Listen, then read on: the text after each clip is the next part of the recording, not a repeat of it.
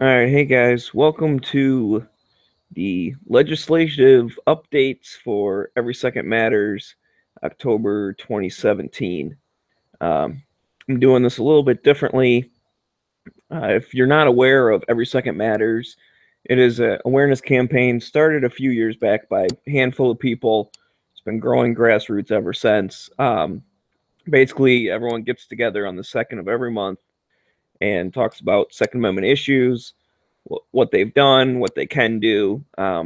There's been special guests joined in from, state rights organizations or different lobbying groups and all sorts of different stuff.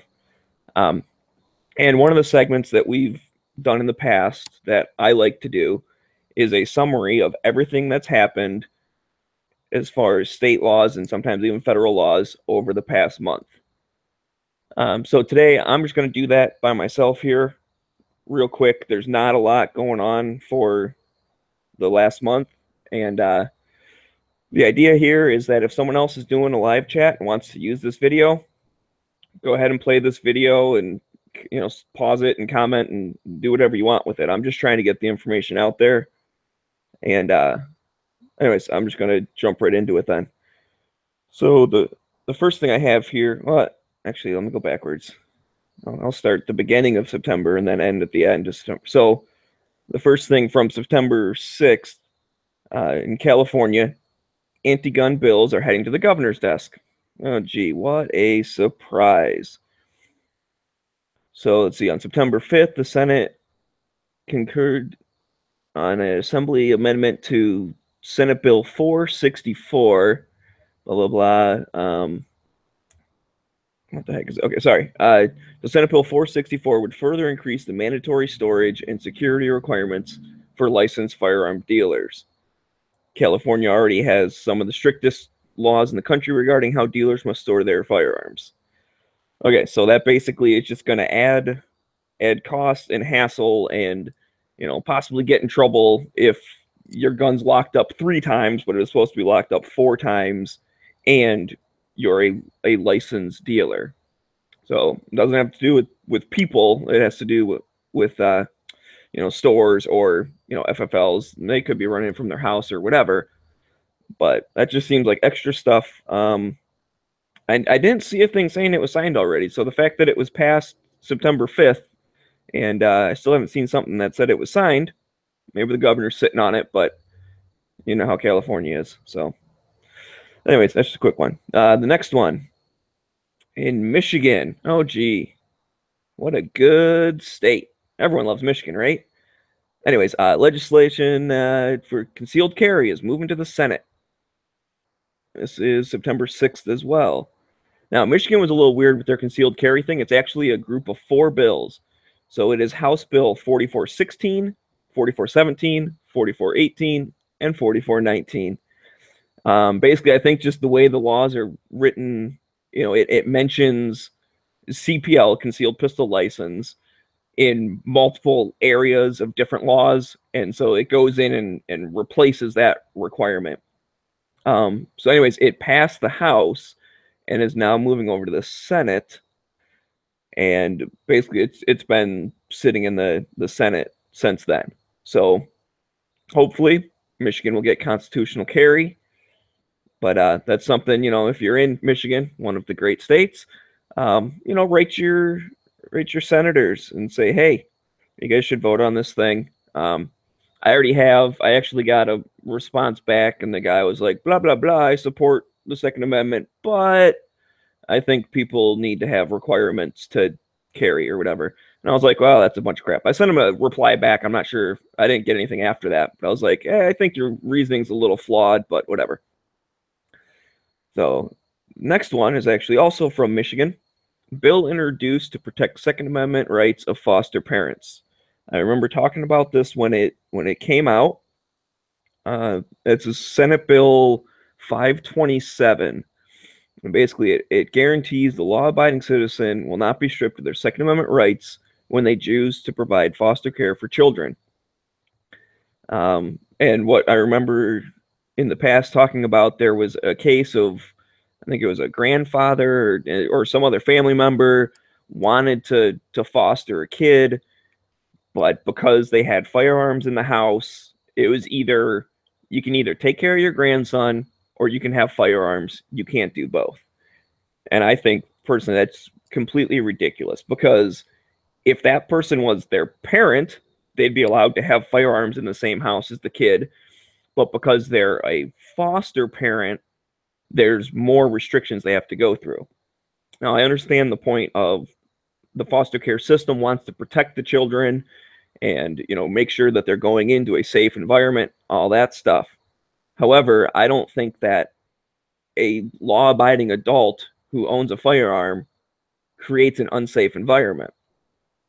And I would almost even go on a limb and say there could be storage requirement laws for foster parents. Someone did bring up the fact that a lot of times kids coming through the system may be extra susceptible to, having some problems. They probably didn't have a great life, in general, right? I mean, obviously everyone's different, but so I don't know. I don't know exactly how I feel about that. I'd prefer to say don't tell parents what to do, and most logical people, if they have troubled children or they have young children or whatever, then they lock the guns up. But under the foster care thing, it has to be completely unloaded and locked up, and the ammo has to be locked up in a separate location, all that stuff. All the things that would make it really, really hard that if someone was breaking into the house and trying to harm that child, how would the parent be able to defend that child? I look at it as a safety risk of not having a readily available loaded firearm for protection. All right, so moving on to the next one. This is as of September 7th. Going back to California, lawsuit filed against recently enacted assault weapons regulation. I think we've talked about this as well. Basically, it's from the whole Gunmageddon thing. I think this particular one they're talking about has to do with the actual assault weapon regulation, the bullet button, whatever, which that's crazy. You guys already all know that. So anyways, that was, where is it? So that was filed by the National Rifle Association and the California Rifle and Pistol Association. And it is the third lawsuit in a series of planned lawsuits that will challenge California's, massive restrictions that went through last year in 2016. And some of them took effect this year, and some of them got pushed back further out because, the Department of Justice still didn't have their stuff together as far as definitions and getting the system. Even if you wanted to register, they didn't have the system available too. And anyway, so we will obviously keep an eye on that. But I think out of all the things, like, the lawsuits tend to move the slowest. You think it takes a long time to pass a law.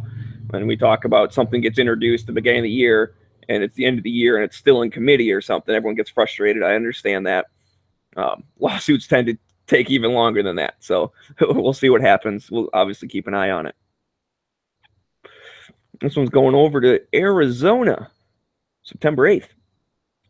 Tucson repeals ordinance requiring destruction of firearms. So I'm not 100% sure what the destruction ordinance was, if it was destroying, guns that were recovered in a crime, or if they had a buyback program that then they ordered them to be destroyed, things like that. But basically, a recent state Supreme Court ruling struck down the city's firearm destruction policy as a violation of state law that prohibits local governments from regulating the ownership, license, or use of firearms. So Arizona has a preemption law where the city cannot be more strict than the state. And so the city of Tucson ignored state law for 12 years, and recently they changed their policy or changed their ordinance. So now they no longer have to destroy firearms. So that's a good thing, and it's a good reminder too that, everyone thinks Arizona is awesome, which it basically is, but there are still some pockets of not great gun laws. So you still have to fight for even that kind of stuff. And then people might say, "That's silly." It just, well, they destroy guns or whatever. It's just a city, but that stuff's important too, and that does, still kind of affect your rights. And it's good to see that went away. So jumping up to September 19th, Wisconsin constitutional carry passes committee vote. So Senate Bill 169 passes the Senate Judiciary Committee, which would allow concealed carry of a firearm without a license. So a lot of different states doing the constitutional carry thing. We have, I think, 13 of them, it's possibly 12, that have constitutional carry. Some of them have had them for years. Some of them got them recently. And we're not seeing spikes in violence. We're not seeing spikes in crime. We're not seeing spikes of accidents. All the things that the anti-gunners claimed would happen if you allowed people to carry guns without a permit. So I think the more and more states that get that, the easier the case is for the other states who don't have it yet to say, look, there's this other, dozen states that have constitutional carry, and all the bad stuff you say is going to happen isn't happening there. So why would it happen here? I believe recently someone said that it actually passed the Senate, but I could not find that. I will admit that I did not do as much research as I do most months, so I'm sorry if this is a bit of an incomplete list. Today's been a bit of a crazy day, but anyway, so I think it might even be past the committee part of it, but at least as of the 19th, it passed committee. So we'll see what happens now that it's out on the main Senate. And, hopefully they vote on it and it gets passed and it gets signed and all that good stuff. All right, so now we're jumping over to Ohio, September 19th also. Right to carry reform bill committee vote. Oh, passes committee vote, sorry. So this one's one of those ones that seems kind of small, but I think it's an important one. So it's a substitute House Bill 142, passed the House Committee on Federalism and Interstate Relations. Okay, that's kind of a weird subcommittee for it to be in, but basically it has to do with notifying a law enforcement officer you're carrying a concealed handgun when you're stopped.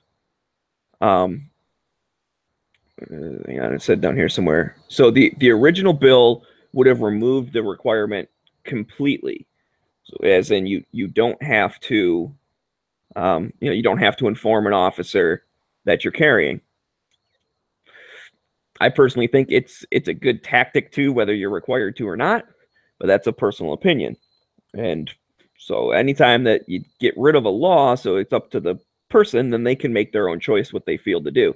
But anyways, that was the original one. The substituted one, it's clarifying the disclosure requirements and gives motorists a clear step to follow when stopped by law enforcement.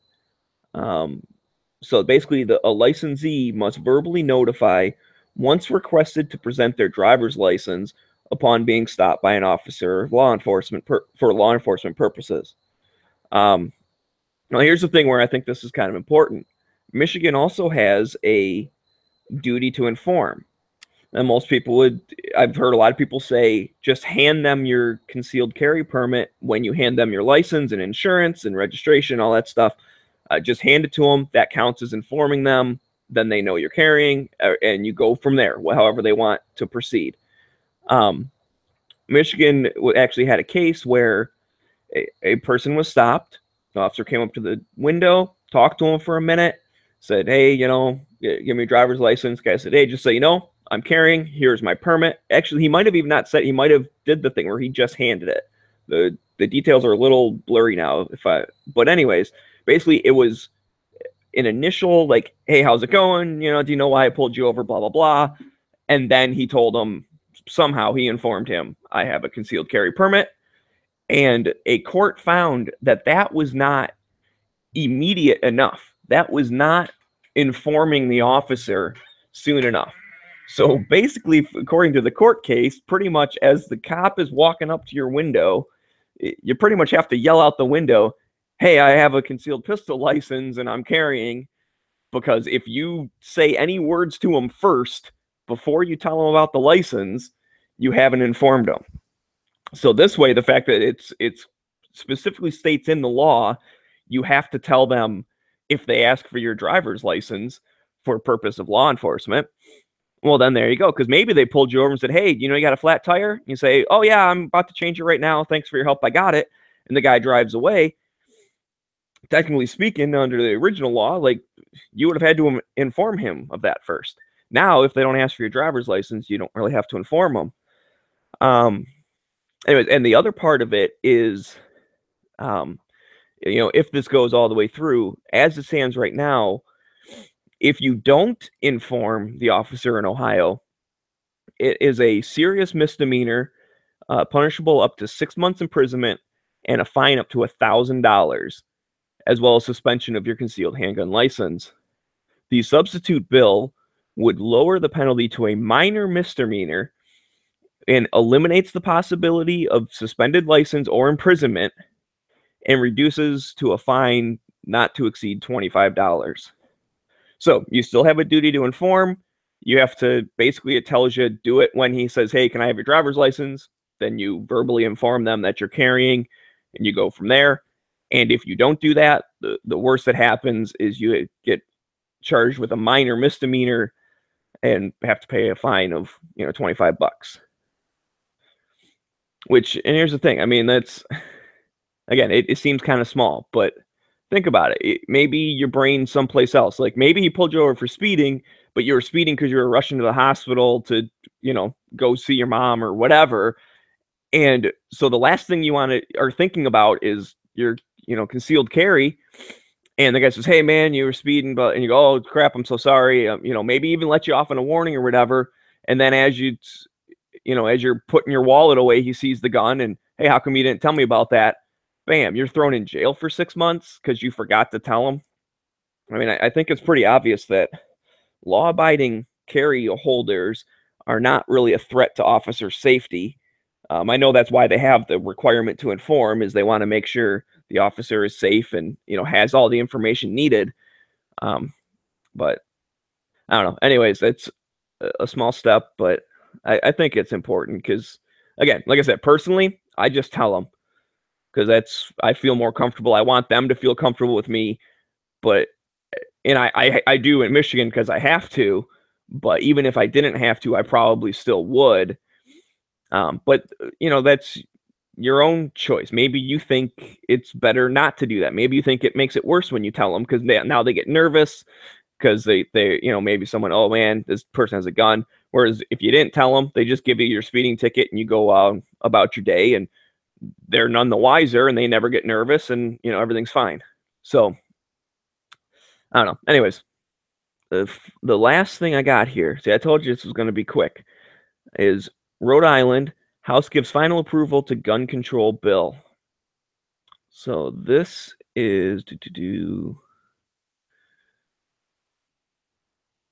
where was it? So this was House Bill 5510 and Senate Bill 405. And let's see, it was pushed by anti-gun people, blah, blah, blah.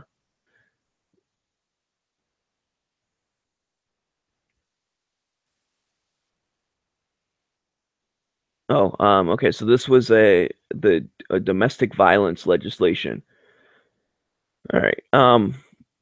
Sorry, I don't have the summary of the bill right here. So I'm going to basically, okay, this was basically the one where they could take away your guns for just the accusation of domestic violence. Not even you're not even convicted of something or anything.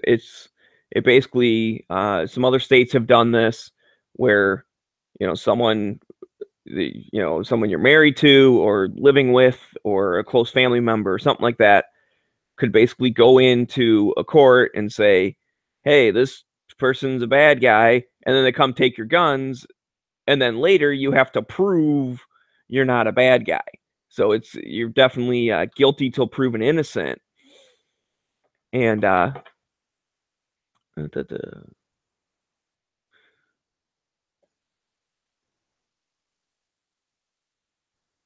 so basically, either way, though, it did pass, and it's heading to the governor. So it doesn't say. I don't see something that says it was signed yet, though. So,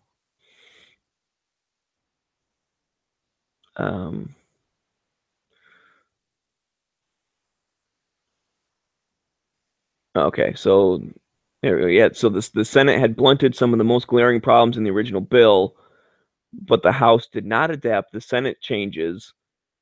Um, so the House came back into session this week and passed the amended bill, which means it now heads to the governor. Okay, so anyways, that's a gun domestic violence thing. Like I said, there's been other states that have done that. We've talked about that in the past. Um, but Rhode Island is now the newest one to add the guilty till proven innocent as far as gun ownership goes.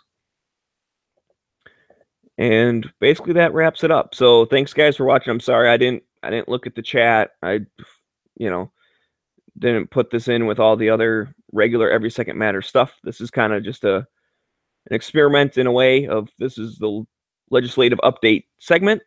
Like I said, feel free to play it on any of your own podcasts or share it with friends or do whatever the heck you want with it. I'm just trying to get everyone on the same page of what happened last month. And thanks for watching. I'll see all you guys next month for Every Second Matters again.